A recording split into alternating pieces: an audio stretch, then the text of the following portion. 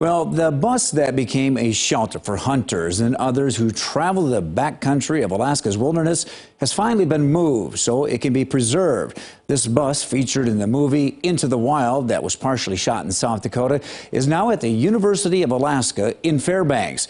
But some were hoping that the bus would find a final resting place here in South Dakota. The abandoned bus where Christopher McCandless starved to death back in 1992 has been moved out of the wilderness for a couple of reasons.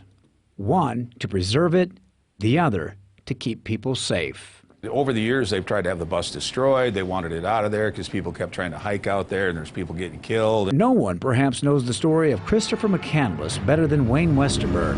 Son, how long you been out here?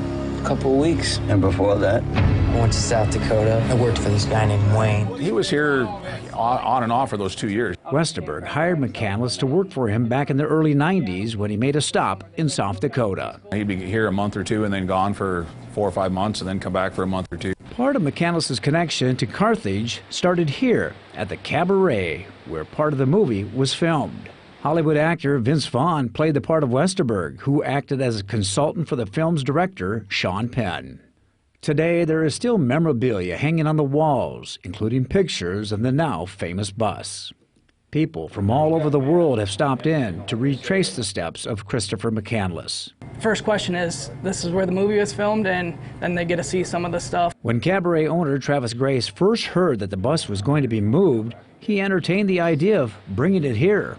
And we just did a beer garden outside, and we're like, how cool would that be out in our beer garden to put in the corner so people could really feel what he went and lived in. But moving the bus out of the wild would take permits and political pull. There was part of a production company that was trying to bring the bus to South Dakota. In fact, I mean, it came very, very close to coming to Carthage, which would have been kind of a cool thing, I think. And Westerberg has been to the bus several times when it was in the wilderness, including when he was called in to identify McCandless's body and belongings. The bus will stay in Alaska, though, for an outdoor display near Fairbanks.